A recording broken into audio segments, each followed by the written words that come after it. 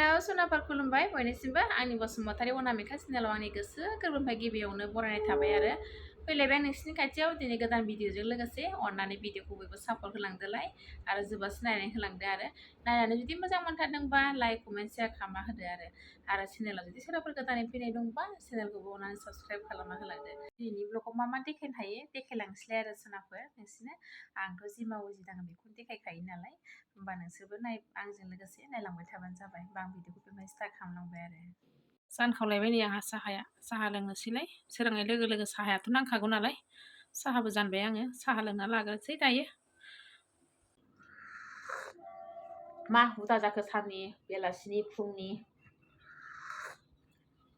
साहा मोनलोङाबा थैमारगोन खोमाहाय दाबायदियावहाय फुंनि बेलासिनि मा हुदा जाखोथाय साहा मोनलोङाबानो जेव जेव मोनलायलायो आरो हुदाखासै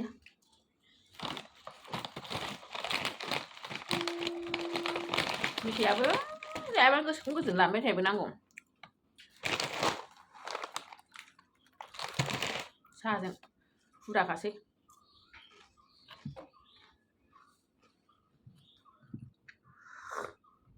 साहा लोंनानै नाबार हाबो एसे जावफैनांसिगौ हा मैगं जेबो गायनो मोनाखै दाबो मैथायाबो रज'बाय मैथा सिख्लाया दाबो बेरानो माथो दाबो जाया बिफाङानो गायनायालाय गायबायमोन मैथा सिख्लाखौबो माबामोन बेगरखौ फोरलाफ्राबो दाबो नाबायाखै ओरैनो फिसा फिसाल'सो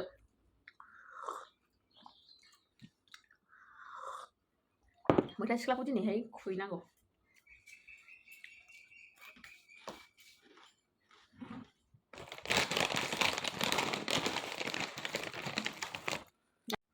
माबा लोंला लोंनि संनोसै ओंखामखौबो दुगैसै संसै सनाफोर टाइमाथ' हास्लाबखाया माला थाङोथाय माला 12था जायो फात्ताखौ मोनलाय आंला माला मोनायो माला सोराङो बैसोफोर थांनायखौनो थाल मोनलांला माथो बुरैनायनिफ्राय बुरैबोगासिनो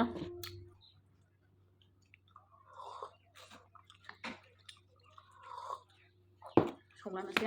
आंहा नैबेखौ संजानोसै सनाफोर आं दालिखौ जानो बाथारबाय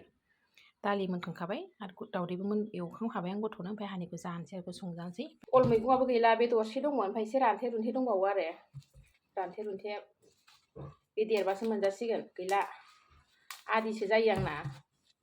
सिखावजों आदि जाजोब्बाय मैगङा सिखाव खावसे लांबाय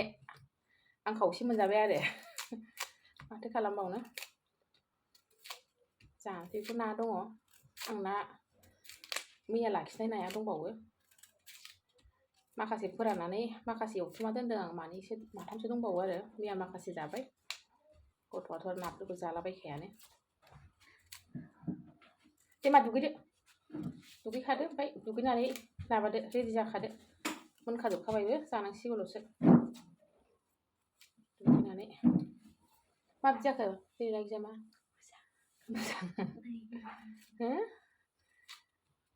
मोजाङै लिरखा दा बावैनाय थांनानै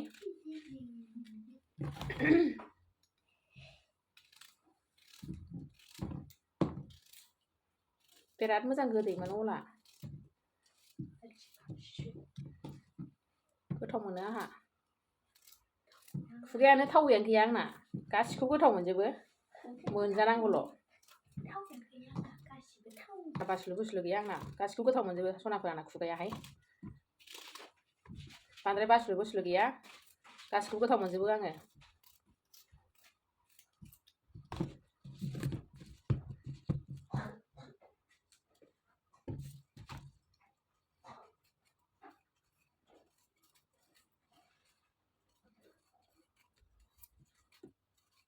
सान्दुंआबो बिराद मोजां दिनै दिना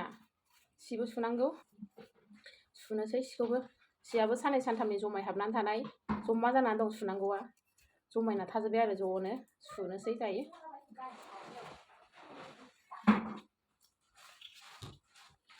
गोलोमहांबायहाय बोथोरा एसे सोलायबोबाय गरम जाहांबाय सानावहाय माथो हरावल'सो एसे गुसु मोनसै आरो सानावथ' गोलोमबायानो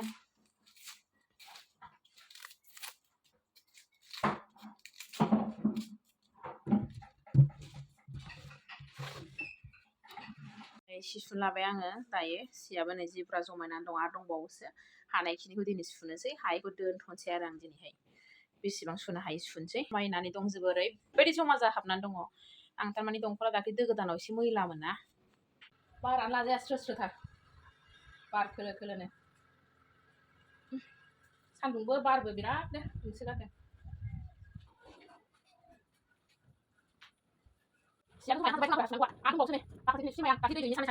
दाख्लैनि सिफ्रा जमाया दंजोबो नालाय सनाफोर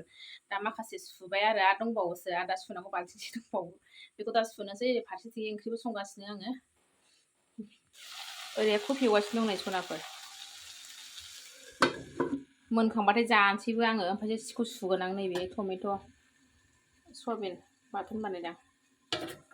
ओमफ्राय बेहाय दालि बे ओंखाम आरो ओंखामा मोनबाय ओमफ्राय दालियाबो जाखांखाबाय आरो दालिया मोनखांखानायसो उखैखाबाय जै कफि मोनबाथाय जानोसै आं जानानैसो जि सुसिगोन आं सनाफोर ओंखाम उखैना हामखाला आरो बिराद ओंखाम उखैबाय जाथारनोसै फुङाव जोङो बांसिन साहा लोंनाय जायो नालाय फुङाव जों ओंखाम जानाय जाया आं साहा लोङो ओमफ्राय बिदिनो जाग्रा मेथाइफोर एसे जादेरबाय आरो बेनो मानसियाथ' बिराद फुंबायना बस जाथारबायना बिनि थाखायनो आङो फुङाव ओंखाम जानो गिबाय सनाफोर ओरैबायदि फुंखाबाय बुंबाय बन्दिफ्रा ओरैबायदि फुंबाय आरो नैबेहाय सुबावनांगौ आरोबाव ओंखाम जाखांबा सुला आङो बेखौ दैयानो दाबो साफा जाया आंनि दैया गोग्गोथार जाया बिदिनो सि सुगासिनो आङो सि सुबाय उफाय गैया दैयानो गोग्गोआ नुवा नै दैयानो लेथ्रा दाबो गुबुंलेसो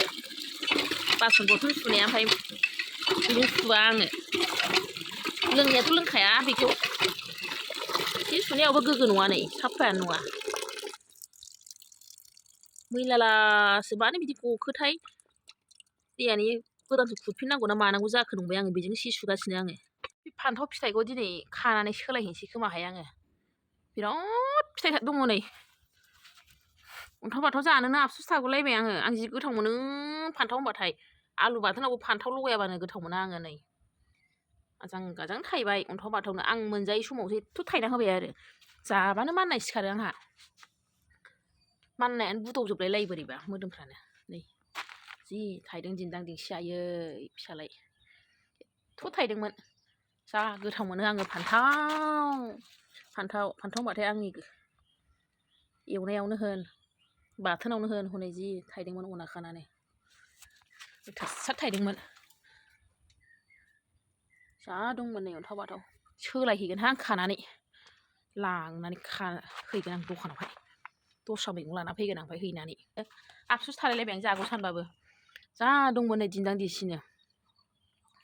सेरनैसोनि बारायानो दंखायो फान्थाव फिथाइया बिराद थायदोंमोन दा नै जा जाथाव जाना बेखौथ' नोंसोर नुखाबाय सनाफोर आं मैगं हानायफोरखौथ' बेनोखा ओंख्रियाथ' लाब्रा दं ओमफ्राय कफि भाजा टमेट' सयाबिन चाटनि दं ओमफ्राय दालि आरो बेनो आं ओंखाम जाना लाग्रोसै सनाफोर मिरामिस जानायखौ देखायबाय थाला आरो नोंसिनो होमबा आं दिनैनि ब्लगखौ आं एसेखिनियावनो दोनथ'नोसै सनाफोर बयनिसिमबो थेंक इउ जोबोद नायग्राफोरनि थाखाय गोजोननाय थाबाय थाबैनो लोगो मोनफिनगोन गोदान मोनसे भिडिअ